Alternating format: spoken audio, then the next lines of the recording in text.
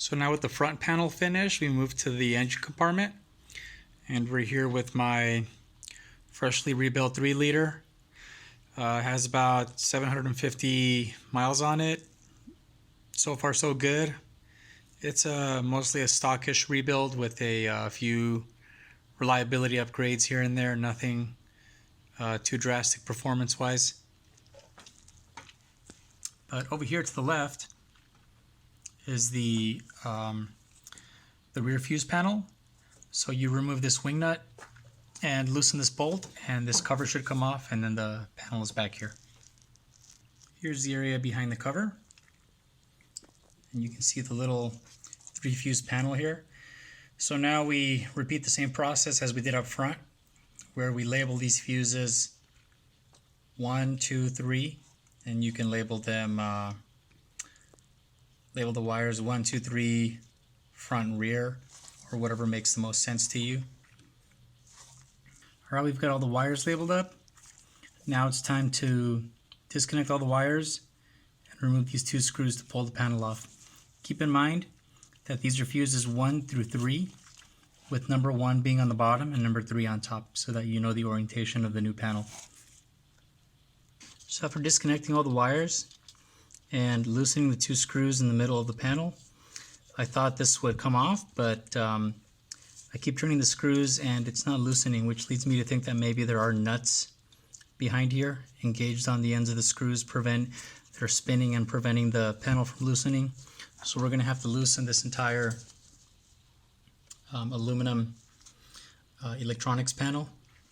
To do that, there are 2 bolts, one on top and one below the CDI box. If you remove those, you should be able to move this box and set it here on the valve covers. And then there's another bolt here. This one happens to have a bunch of ground wires on it. Another bolt here, right there. And now this panel should loosen, allowing me to get behind here and see what's going on behind these screws. So now the big aluminum panel is off, and the process is a little bit different than what I thought. So I did remove the 4 bolts that I had just previously mentioned. However, first I removed the top bolt at the CDI box. Then there's a big harness plug at the bottom of the CDI box that I pulled off in order to get access to the bolt below it. Once you remove those 2 bolts, then the panel becomes loose, but the CDI box stays on. I had forgotten that there are 2 recessed bolts at the bottom of the CDI that mount the CDI to the panel, so the CDI will stay on the panel, as you can see right there. Then you remove the other 2 bolts, this one and this one, and also unplug the engine harness connector, which is right here. Unplug that, and then you can swing this whole panel up out of the way. And just as I had initially suspected, let's see if we can, there's one of the nuts behind the fuse panel screws, and there's another one right above it that you can't see. So I'm going to have to either get a little itty bitty socket, I don't know what that is, like a 8mm or 6 or something, or grab them with some pliers as I turn the screw to release the panel. So now that we have the panel out of the car, let's take a quick look at a few details. First of all, here are the mounting screws and the tiny nuts that were behind the panel. They came off with a 7mm socket, although the upper one was so close to the corner, the 90-degree bend in the aluminum panel, that I could not get a socket over it, so I had to use some vice grips to grab it and turn the slotted screw from the front, and they came off. Now if you look at these panels, they are labeled 1, 2, and 3. 1, 2, and 3. You might be thinking, why are they upside down? And actually, this is exactly how they're mounted in the car. This one, the OE panel, checked in the manual, this is how it's mounted in the car. These are the wires facing forward, these are the wires facing backward. So, since this is upside down, You see the logo here is upside down, so if you were the guy designing the panel and you didn't have the car or the manual on you, I can totally understand why you would put the logo on backwards from a product development standpoint. Anyway, that doesn't really matter. It doesn't affect anything, so we'll move on. This external jumper here is included in here. You can see this yellow strip. When you flip it over, you can barely see right there that it's got the these two terminals are connected. So yeah, that's about it in comparing these two items. Another very important thing that you'll notice is that the mounting holes for the OE panel and the mounting holes for the new panel are not the same. They put a different bolt pattern in here because these bolt holes go right through the fuse holders. So that means that what we're going to have to do is take this guy and put it in the same location on the aluminum panel, and we're going to have to scribe the centers of the holes and drill a couple of new holes in there, either with a Sharpie, or in this case I have a pick that we can use to scribe the center of each hole. Okay, this part might be a little tricky, so we're going to take our time making sure that we do it right. So as I mentioned earlier, we have to mount, or rather we have to drill 2 new holes in order to mount the new panel on here. These 2 existing holes aren't compatible. In order to do that, you sort of have to eyeball, you have to center it vertically on this surface and also center it front and back between these 2 grommets.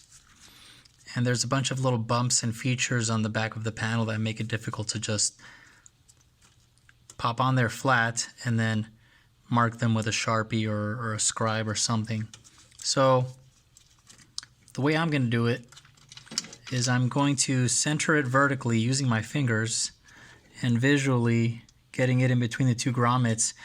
What I'm going to do is mark this hole,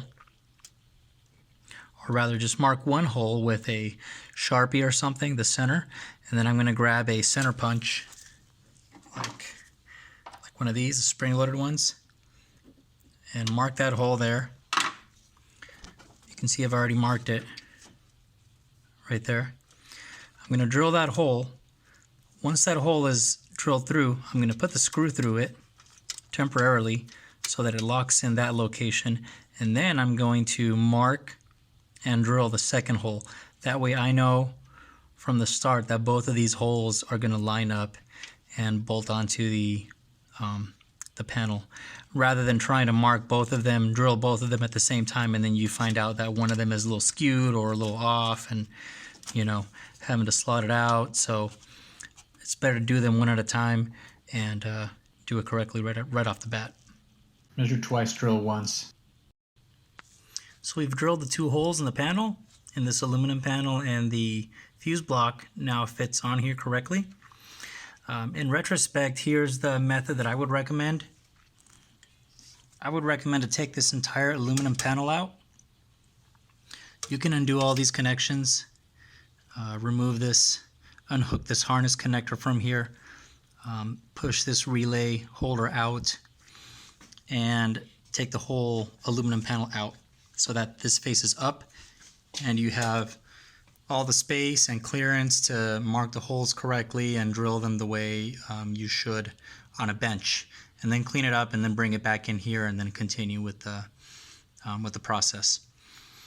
Since I'm kind of over messing around with any more wiring, and on this particular car, this area here is fairly clean, I'm not too concerned about doing it in this position.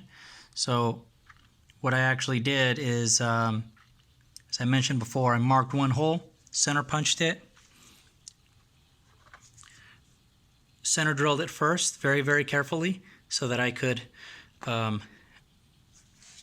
mark a pilot hole and make sure that it didn't walk around. Behind here, I backed it up with a very small block of wood so that I can get a nice tight grip on the panel, and there was no risk of me punching a hole through my fingers or through any wiring that is back here. Then after drilling the first pilot hole, switched it back to a bigger drill. This is just a clearance hole that is the same size as the hole in the panel, so you can use that as your gauge. You just need the clearance hole to get the screw through. And luckily for me, I have a very short old drill that my dad gave me a long time ago, and this one is short enough to fit in this space here. But if you've got a big cordless drill that is you know, much bigger and won't fit in this space, then I recommend just taking the whole panel out. But as you can see, this is mounted pretty good. We have the two new holes there. All we're going to do now is deburr the holes a little bit, clean this entire area up, vacuum all the wood and aluminum chips, and wipe everything down, and wipe down this mounting surface back here with alcohol so that we could put on the foam rubber pad the same way we did the panel in the front. After cleaning up all the wood and aluminum shavings from this whole area and wiping everything down, I stuck the foam pad to the aluminum, and then I inserted the white plastic standoffs just like in the front. Put the panel on with the screws and the included nylock nuts from the back, and I slowly tightened them, went back and forth, tightened each one until I felt the panel bottom out on the standoffs, and then I screwed the nylock on the screws finger tight, or hand tight rather, and that's it. That's nice and secure, and those should not move. Those should not be going anywhere. After that, you can go ahead and return everything back to the way it was. You can bolt the CDI back to the panel up here with the top screw, and then put on the 3 mounting screws to get the panel back into the inner fender well here. Here especially, make sure you have all the correct ground wires, and there's another bolt that goes back under the CDI as well. Then reconnect the plug at the bottom of the CDI that looks like this sticker here. If you disconnected any of these, put those back and tuck them here to the side. If you remove the panel, put any relay sockets back in, reconnect the engine harness, and this I think turn signal harness that connects over here. Otherwise, after this, I'm going to leave this relay off so I can go ahead and start to reconnect all of the wires. These, if you haven't done so already, I should have mentioned it earlier, just like in the front, make sure you go through and double check all of the quality of each connection. These have all the ferrules on them, so they seem to be in pretty good shape. I just may need to spray some electrical contact cleaner to get some of this corrosion on, and then start to put them back in the same way that you did up front based on the labeling. So we got the rear panel all wired up, and put the relay back in, hooked up everything back up, put the negative post back on the battery, and we turned on the little LEDs, and it seems to be working. One last detail that might be worth it before you button everything back up is to get some electrical contact cleaner. Specifically, I like this stuff called Deoxit. You just spray it on any crusty connections or the ends of wires, and it'll dissolve away all of the oxidation and improve the connection on the in that circuit. So I went through and just on my LED panels I sprayed every single connection. Hopefully that helps in the long term, but yeah, just something to think about. Last test run before we button everything back up.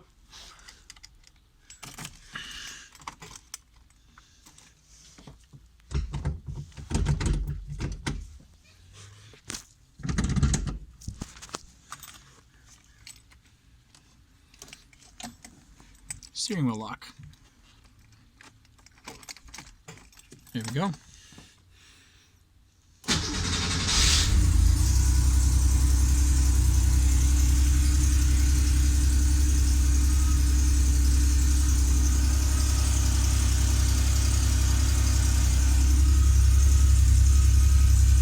Sounds healthy.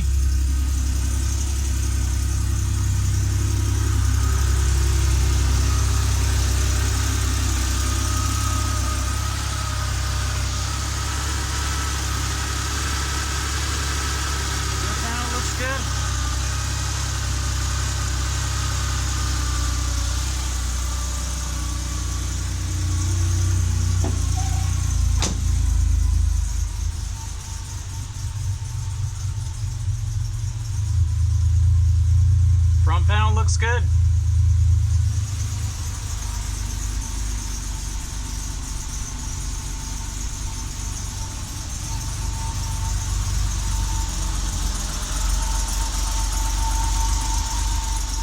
Looks like it was a success. Well guys, it looks like this was a successful project.